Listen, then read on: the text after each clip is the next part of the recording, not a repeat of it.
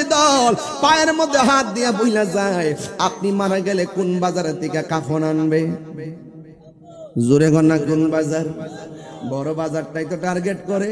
ওই কাপড়টা আনবেন বাজান সাদা। এখন দেখেন আমার মাথার মধ্যে পাগড়িটার রংটা কি, এই জন্য কবরে যাইবেন ড্রেসটা কি? ও বন্ধুরে, ও বন্ধুরে, ও বন্ধু, আপনার ড্রেসটা হবে সাদারি।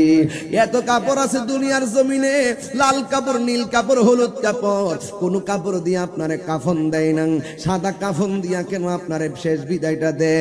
আপনার পাঞ্জাবির মধ্যে কত পকেট, শার্টের মধ্যে কত পকেট, কিন্তু শেষ কাপড়টা কাফনের কাপড়ের মধ্যে কোনো ধরনের পকেট নাই। পুরুষ হইলে পুরুষ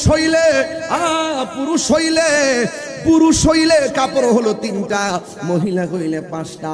আজ পর্যন্ত কোনো মৌলবিধি কইল না পুরুষের কাপড় কেন 3টা, মহিলার কাপড় কেন 5টা। এই কথা দিয়ে কোনো মৌলবি কই না। এত রঙের কাপড় থাকতে সাদা কাফন দিয়া কেন দাফন করে, এই কথা দিয়ে কোনো মৌলবি কয় না।